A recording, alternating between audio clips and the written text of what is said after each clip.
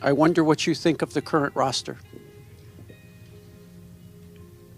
I believe that there's a few cornerstone pieces in this roster.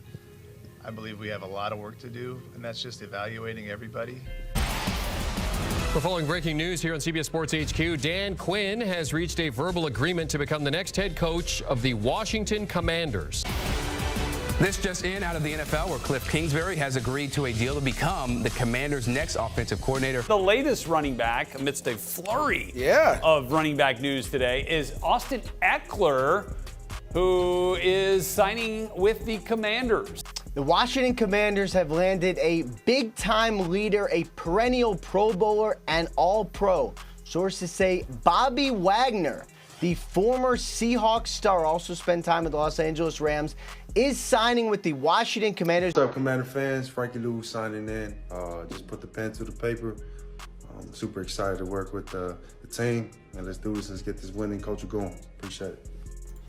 I have never seen a new GM, a new coach, come in here and dominate free agency like the Washington Commanders have just done. Adding 20 brand new players to this organization who will bring immediate impact as well as player development, mentorship, and leadership to a Commanders team who's quite frankly trying to rebuild the culture in Washington, and Dan Quinn was the perfect addition for them. However, with that being said, there's a lot of work that needs to be done.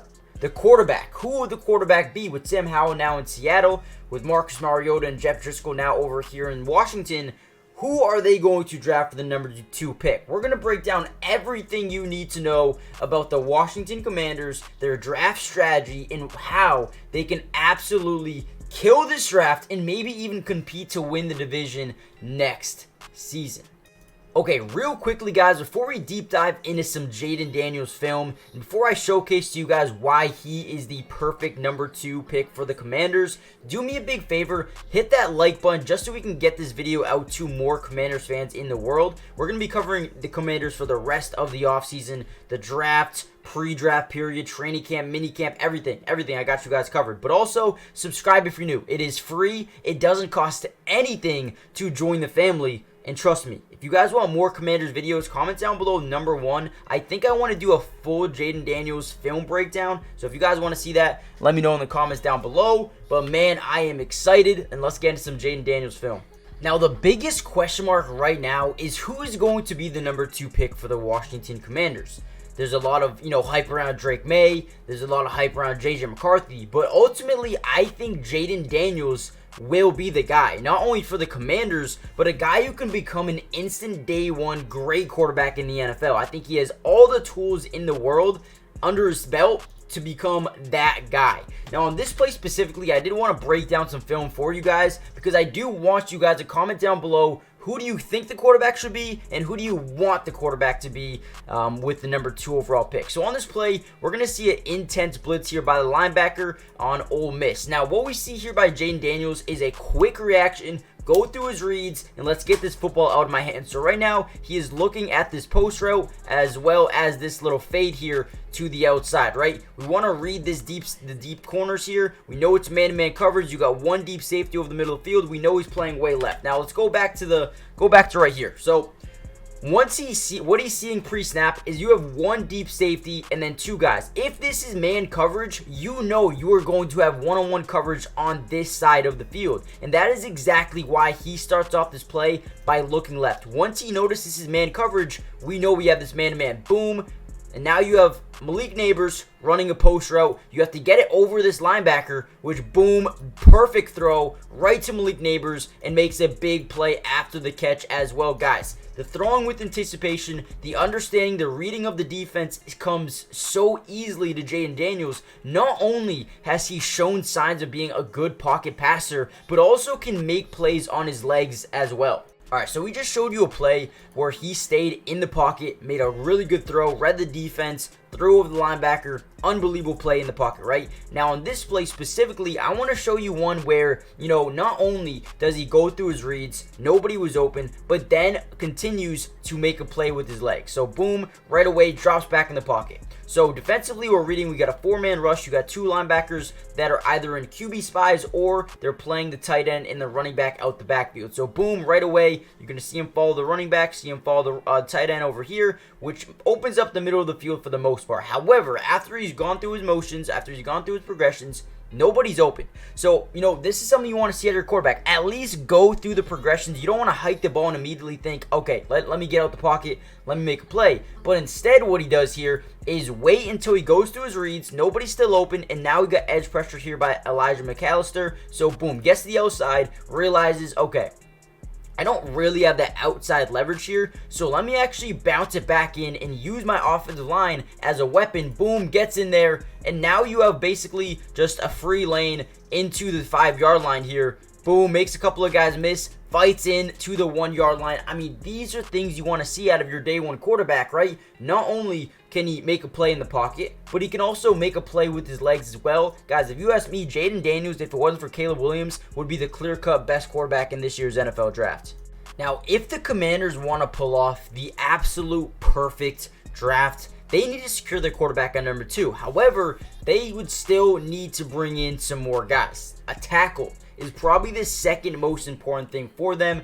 Like I said, you go back to, their rankings from last season. We're going to break it down a little bit more, but they were ranking number 28 in sack percentage. They could not protect their quarterback at all, right? So I think right away, you talk about protecting your quarterback and adding a day 1 starting tackle here in Jordan Morgan from Arizona could be absolutely huge. He's 6'5", 311 pounds, will eventually be a plus starter in the NFL, according to NFL.com and their scouting system. But this guy would be an absolute steal in the 2nd round. You look at his strengths, he's athletic in the lower half, which is something you really, really need, especially in your tackles. Has to be quick, has to be versatile, and I think he is someone who can do that. He's got great grip strength, allows him to stay connected to run blocks longer. When you go back to their running offense, they actually rank number 7 in yards per rush, which is really, really good. Again, Jordan Morgan only helps that, right?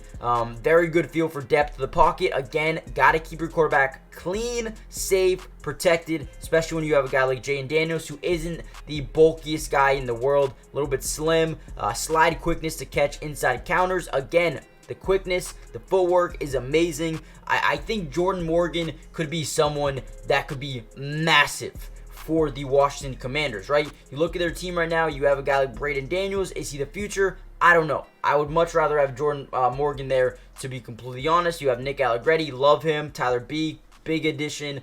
Sam Cosme, I think he's pretty good. Andrew Wiley, right? There is some good depth here, but they still need to get better, and I think drafting a tackle in the 2nd round could be massive for their future. Now, there is another route they could go, and I think Keon Coleman is a guy who's going extremely underrated in my opinion, right? Now, I know you guys are going to say, well, we already have Terry McLaurin and Jahan Dotson. Why would they go ahead and draft another receiver? Well, I think Coleman would add the size element at 6'3", 213 pounds. And, for this group in Washington's rookie quarterback, you saw what happened in Houston with Tank Dell and CJ Stroud. I would quite frankly look at Jayden Daniels on day 2 and be like, who do you want?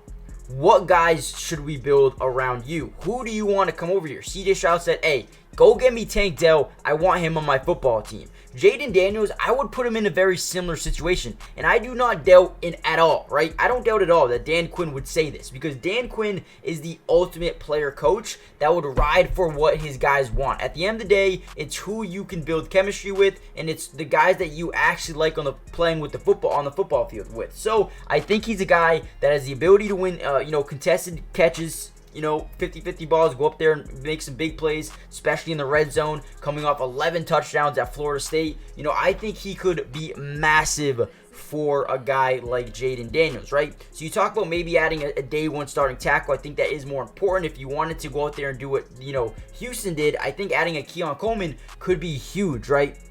Now, let me know what you guys think, but at the end of the day, there are holes to fill, all right? I would say tackle, maybe safety, maybe corner. quarterback and wide receiver are probably some of the biggest holes for this team going into next season. Maybe edge rusher as well, depending on if they view Dante Fowler or Cleveland Farrell as a permanent fix, right? Which I don't think that necessarily, but I think there's a lot of options. And I think when we go back in a second, when we look at the rankings here, you're going to really tell that this team needs a lot. And I think if they go through this draft, getting some of these, position needs, I think they're going to be amazing next year. For them at all in terms of both offense and defense. I mean, ranking number 25 in points per game, number 32 in points allowed per game. I mean, on both sides of the football, they could not do anything to save their life, right? They ranked number 30 in interception percentage. They also ranked number 30 in turnover, right? In interception thrown percentage for the opposing team, number 28 in sack percentage offensively, could not protect their quarterback, but at the same time couldn't get to the opposing quarterback. Guys, this team needed a complete overhaul. And when you look at what they've done, they've added 20 brand new players with 8 to 9 brand new starters going into next season, right? You bring in Nick Allegretti, Tyler B from Dallas. You have Zach Ertz as your brand new starting tight end, Austin Eckler. And listen, I get it. A lot of these guys are on the older side. However, you need a culture change. You need some of these guys to give you a bridge, right? A walkway until you're able to replace them down the line. I think this keeps them competitive now, but also helps them develop later. I mean, especially on the defensive side of the football, you have Bobby Wagner coming over here, going to help Jamin Davis, going to help Anthony Pittman, going to help Mykal Walker, who I actually really do like, right? You have Frankie Louvu that can only learn from a Bobby Wagner. You bring in Dorrance Armstrong from Dallas, spend time with Dan Quinn. You have Dante Fowler, who could be a day one starter. Michael Davis, Jeremy Chinn, who was a Pro Bowl safety at the majority of his first 2 years in the NFL, and then was used as a slot corner for some odd reason in Carolina. This dude, Jeremy Chinn, is going to come in here right away and be a day one threat to be a Pro Bowler once again. You had James Pierre, Noah Ibignagney, a former first round draft pick corner. You had some potential there. I mean, this team has completely been overhauled. And I think once they get into this draft and really kill it in that aspect with Adam Peters and Dan Quinn, dude, this team is going to take a massive jump up. Now, with all that being said, I want to hear your guys' opinion. Who do you think the quarterback should be? Where should they target in the draft? I think there are a lot of positions of need, but let me know what you guys think, man. Hit the like button, subscribe if you're new, join the family. I've loved what they've done in free agency, and I think the draft is going to get, it's going to be another level of, difficulty. I feel like Adam Peters, Dan Quinn, all got to get on the same mindset here, so it might take a little bit of time to really get there, but again, they still have a month to decide who they want, where they want them, and if they can get them at certain picks, be able to trade back. We'll see the aggressiveness of this Commanders team, but like I said earlier, so much more content going to come out here for the Commanders. I plan on doing a full draft breakdown after the draft, and I'm going to introduce you guys to the entire draft class of this year for the Washington Commanders. So make sure you guys join the family, and I'll see you guys in the next video. Peace.